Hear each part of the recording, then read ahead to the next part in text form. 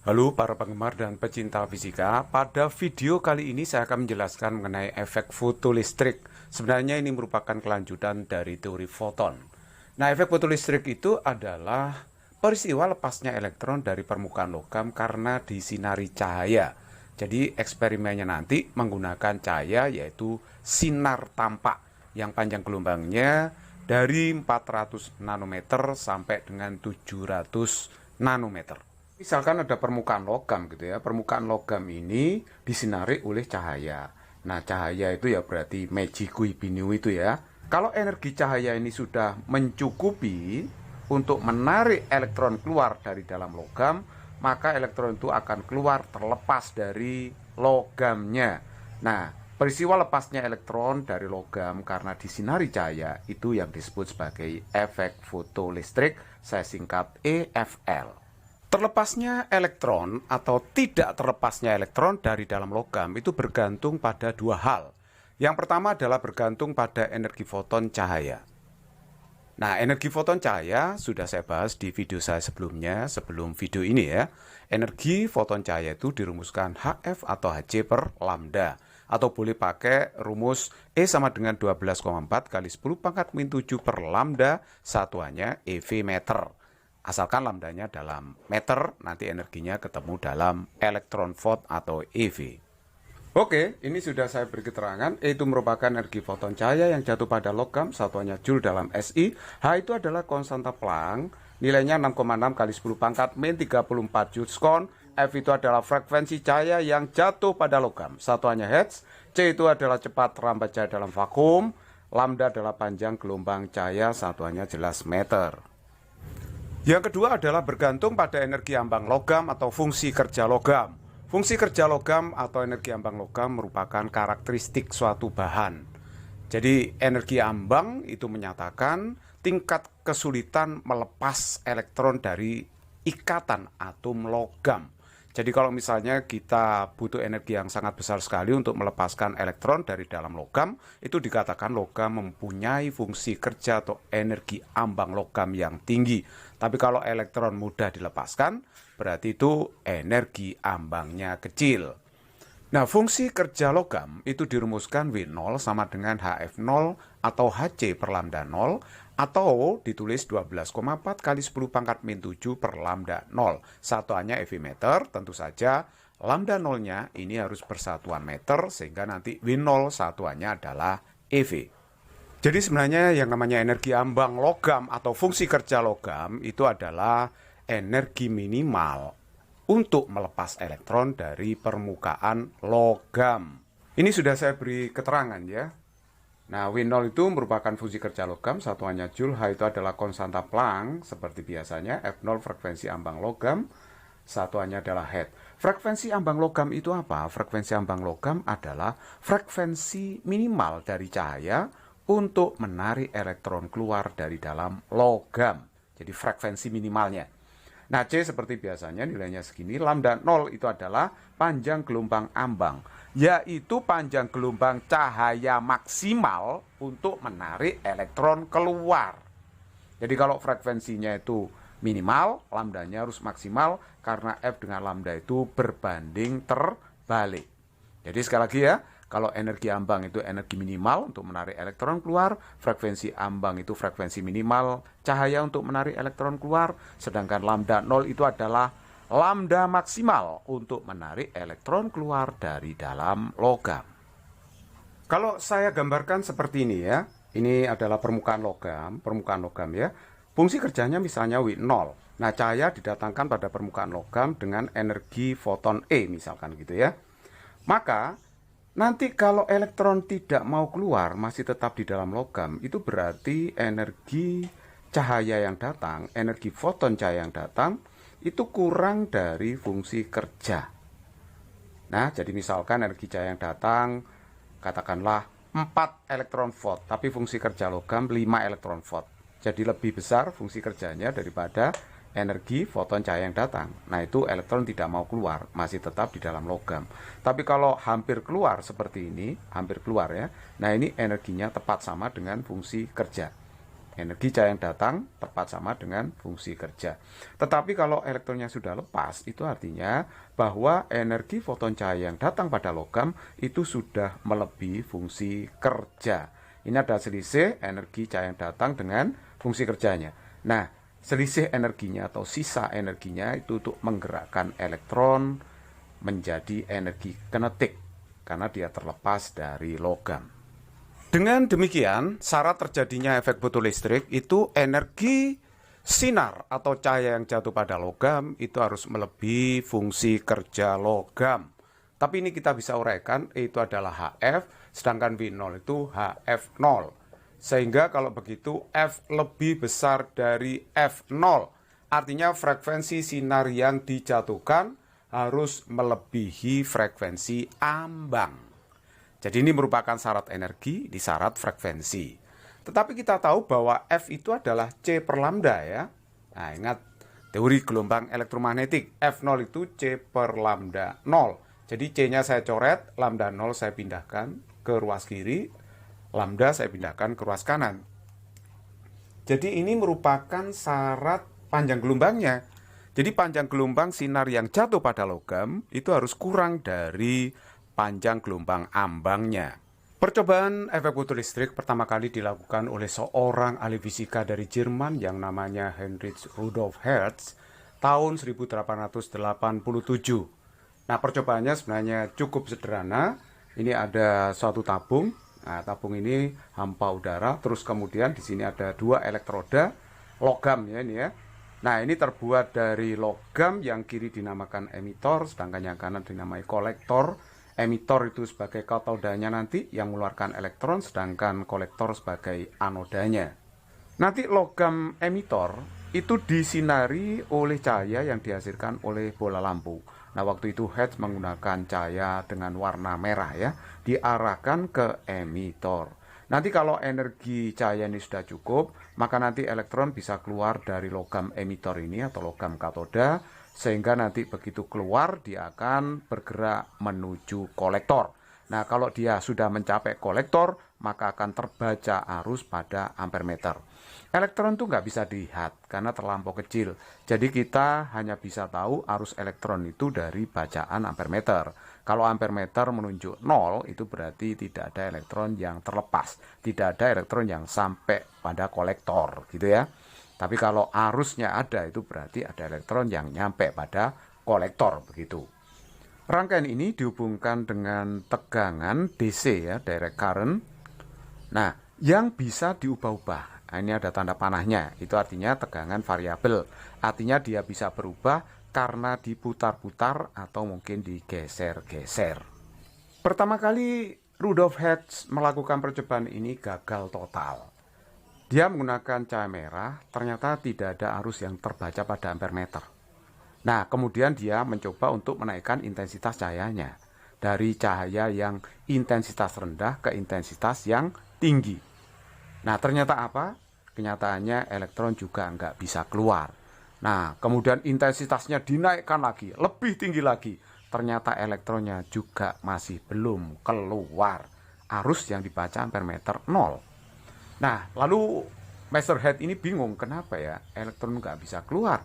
Padahal menurut teori klasik bahwa energi cahaya itu sebanding dengan intensitasnya. Kalau intensitasnya lebih tinggi, harusnya elektron itu bisa keluar. Kok nggak bisa keluar gitu? Nah, dia bingung. Akhirnya dia menulis jurnal internasional, diedarkan ke seluruh dunia. Suatu saat Albert Einstein membaca jurnal itu, menyimak secara teliti percobaan yang dilakukan oleh Hertz. Nah, Einstein akhirnya sampai pada suatu kesimpulan bahwa cahaya yang dikeluarkan oleh bola lampu itu mempunyai sifat partikel. Artinya cahaya itu mengandung partikel-partikel. Nah, waktu itu Einstein menyebut sebagai das Lichtquant. Nah, sebenarnya cahaya itu adalah partikel. Nah, kalau cahaya itu partikel, maka energinya sebanding dengan frekuensi. Jadi bukan sebanding dengan intensitas.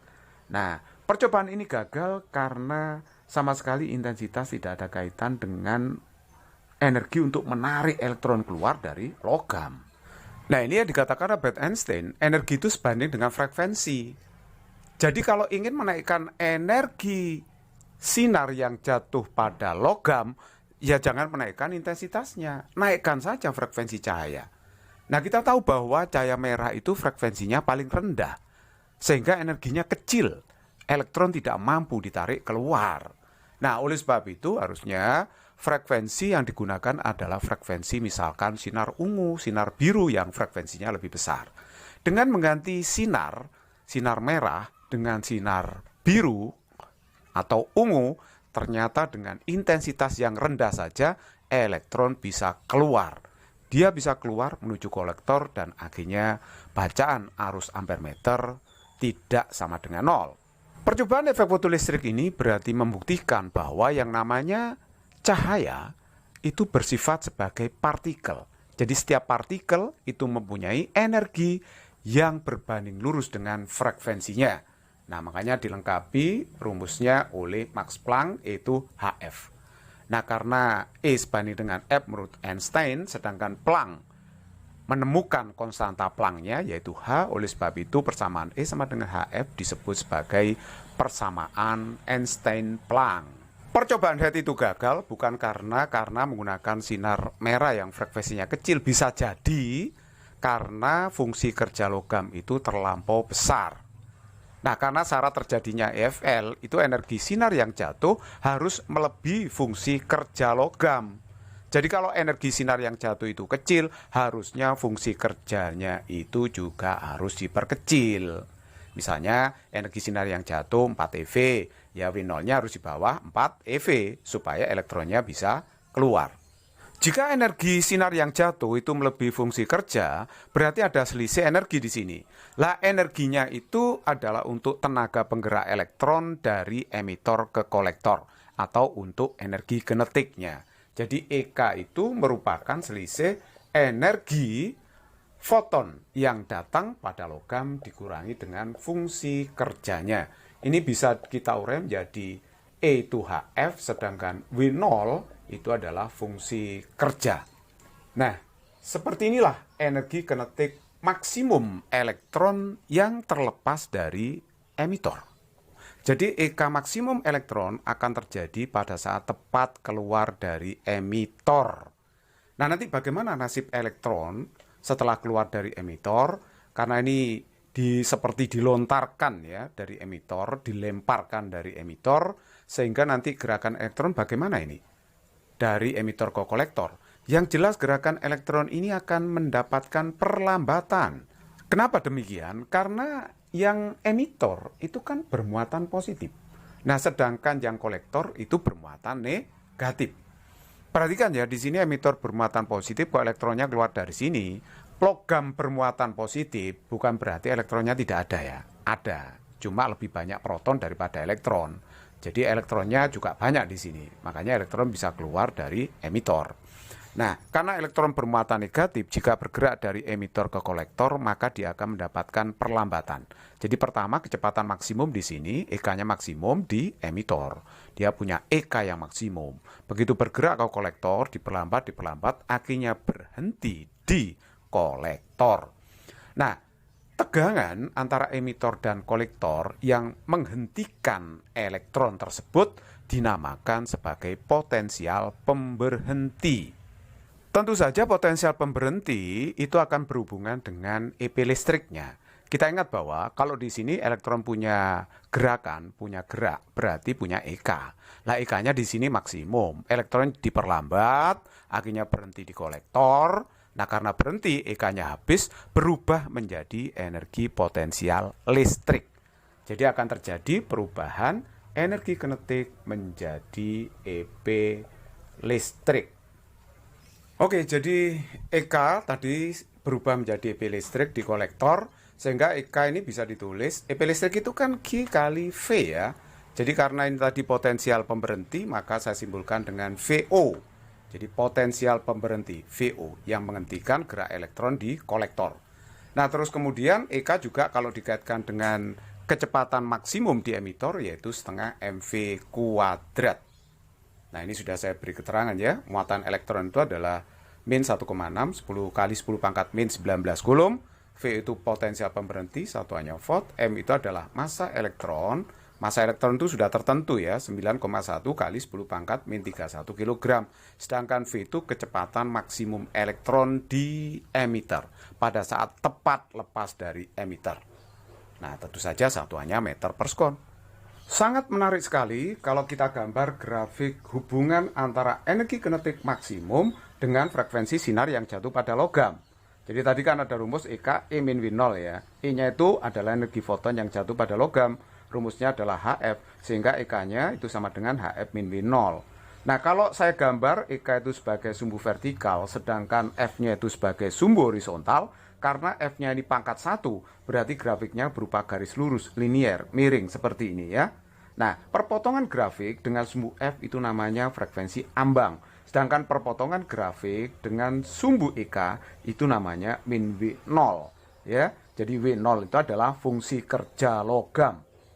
Nah, sebenarnya grafik ini mirip kan dengan persamaan matematika Y sama dengan MX min C, di mana M ini adalah gradien yang di depan X. X-nya di situ berarti F, Y-nya berarti EK ya. Depannya X itu adalah gradien. Nah, gradien itu berarti konstanta Planck di sini. Oleh sebab itu konstanta Planck itu bisa dituliskan tan alfa. Nah, dari grafik ini konstanta Planck adalah tan alfa. Jika kita gambar grafik hubungan antara energi kinetik maksimum elektron foto dengan intensitas cahaya yang jatuh pada logam, grafiknya adalah mendatar seperti ini. Jadi intensitas cahaya tidak akan mempengaruhi energi kinetik elektron yang lepas. Jika kita gambar hubungan antara arus listrik ya, yang dibaca oleh ampere meter pada percobaan efek fotolistrik terhadap tegangannya, itu grafiknya seperti ini. Misalkan kita menggunakan intensitas yang berbeda, tetapi frekuensi cahayanya sama. Nah, perhatikan grafiknya seperti ini. Ini untuk intensitas yang rendah, sedangkan kalau intensitas tinggi yang jatuh pada logam, maka grafiknya seperti ini. Jadi kalau begitu, jika arusnya lebih besar, itu artinya intensitas yang digunakan lebih besar juga. Jadi dalam kasus ini, frekuensi sinar yang jatuh pada logam sama, tapi intensitas cahaya yang digunakan untuk grafik yang atas itu lebih besar daripada yang bawah. Perpotongan grafik dengan sumbu V, nah ini dinamakan sebagai min VO. Jadi VO tadi itu adalah apa? Tegangan pemberhenti atau potensial pemberhenti elektron. Kesimpulan percobaan efek fotolistrik adalah yang pertama, cahaya itu bersifat sebagai partikel atau foton. Yang kedua, energi kinetik maksimum elektron foto hanya bergantung pada energi foton dan fungsi kerja logam. Ingat rumusnya tadi ya, EK itu E min W0 atau HF min W0.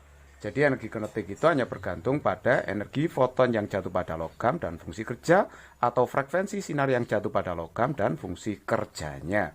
Jadi EK itu sama sekali tidak dipengaruhi oleh terang gelapnya cahaya, redup terangnya cahaya atau intensitas cahaya.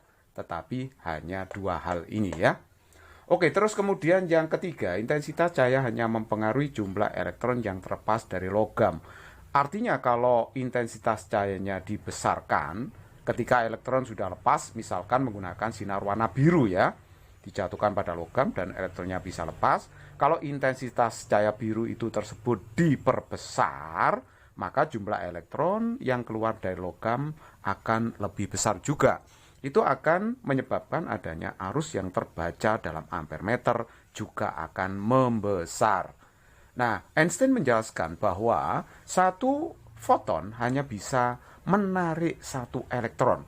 Makanya kalau intensitasnya lebih tinggi, itu berarti jumlah fotonnya lebih banyak. Sehingga jumlah elektron yang ditarik keluar dari dalam logam akan semakin besar juga. Oleh sebab itu, akibatnya arus yang dibaca ampere meter akan membesar. Oke, untuk lebih jelasnya saya akan memberikan contoh soal. Contoh soal yang pertama, logam natrium disinari cahaya dengan frekuensi 4,4 kali 10 pangkat 14 Hz.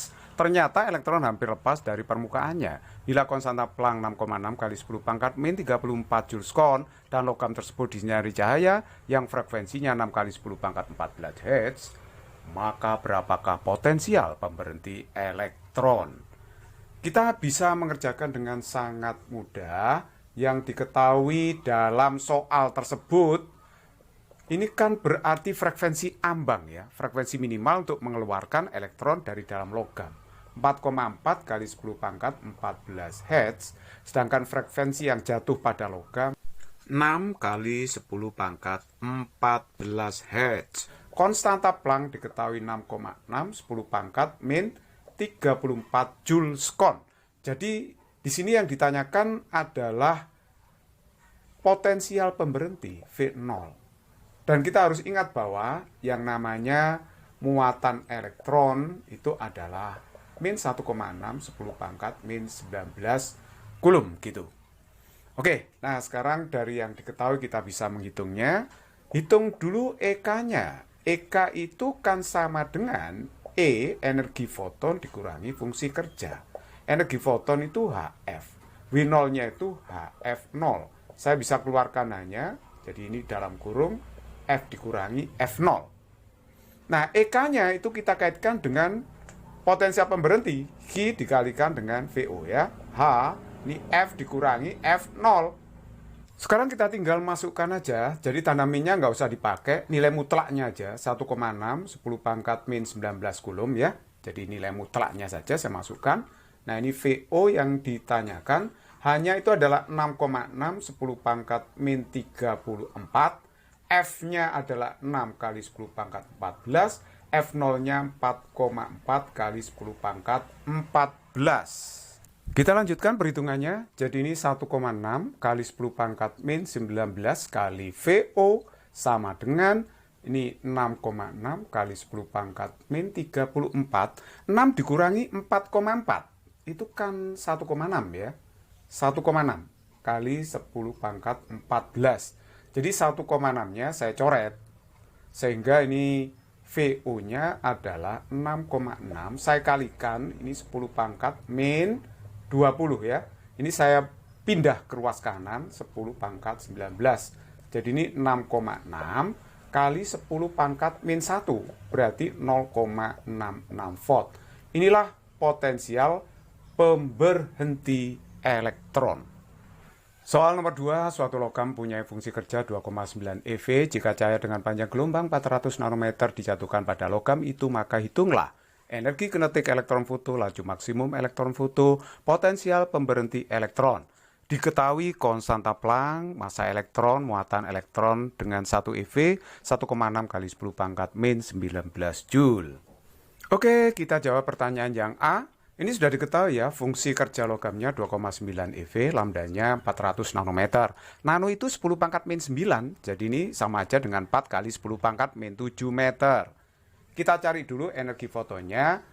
Anda boleh pakai HC per lambda, atau langsung boleh pakai 12,4 10 pangkat min 7 per lambda. Satuannya EV meter.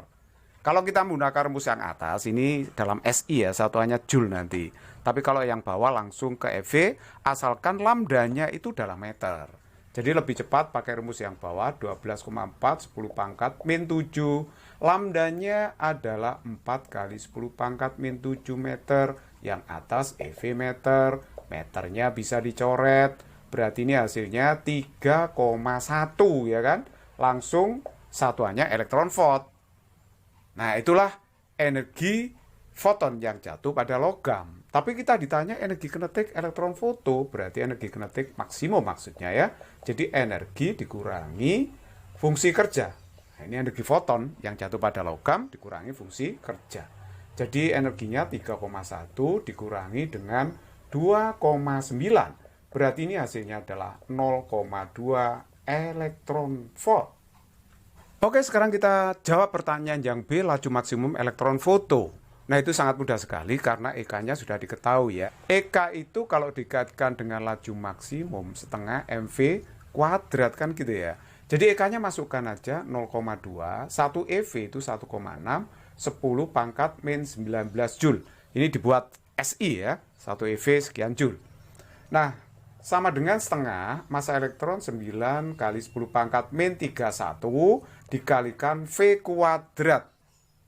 Nah, sekarang pindahkan 2 ke ruas kiri ya. 2 dikalikan 1,6 kali 2. Nanti hasilnya ruas kiri 64 kali 10 pangkat min 21.